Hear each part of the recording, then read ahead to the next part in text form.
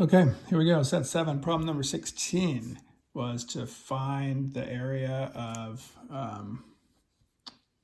look up the exact wording again here. Was to find the area enclosed by one loop of the cycloid. So one of the things the AP test does is they'll usually tell you what the shape is. So they tell you this is a cycloid. We didn't really deal with cycloids in our class at all. So if you're doing this as review, you might just dump this on your calculator, just draw a picture of it. However, this is meant to be a non-calculator problem. And all cycloids look like this. They just bounce up and down off the x-axis. So knowing what that shape looks like is very helpful. I wouldn't worry too much about knowing that. And again, when you're doing these problems, anything you do in the calculator is probably fine because it's still helping you learn. Then what you need to do, since it's one loop, you need to find when the y value is equal to 0 because it's bouncing on the x-axis. So when that y value is equal to 0, so you set the 1 minus cosine theta equal to 0, which means cosine theta equals 1. So theta equals 0 and 2 pi. So those become the limits of integration, 0 and 2 pi. That's when it hits the axis here and the axis there. Area under the curve, we didn't do a whole lot in parametric, just a little tiny bit. It works the same way as it does in rectangular. You draw a little rectangle, the width of that rectangle is dx, and the height of that rectangle is y. We're just going to integrate those. But remember, we're in parametric, so we have our relationships here. So our y is going to be 1 minus cosine theta. And then my dx is the derivative of that, which is 1 minus cosine theta, d theta.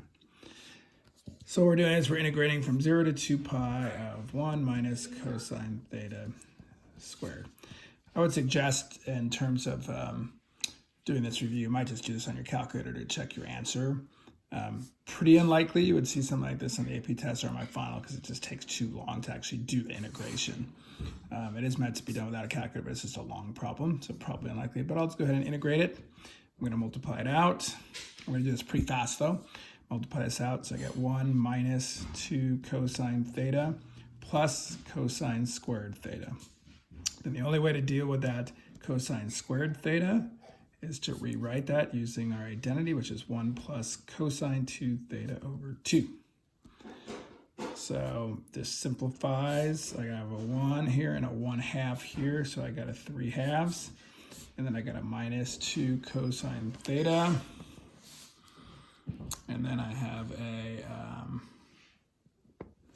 what's left here is a plus 1/2, so I'm running out of room here, cosine 2 theta. So when I integrate this is, oops, 3/2 theta. This is going to be minus 2 sine theta. And this is going to be a sine 2 theta over 2, so it's going to be a 1/4 sine 2 theta. We're integrating that from 0 to 2 pi.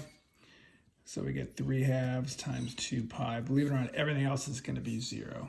Notice sine of 2 pi, sine of 4 pi, and then sine of 0, and that's going to be a 0. So everything's going to be minus 0 plus 0 minus all 0, 0, 0.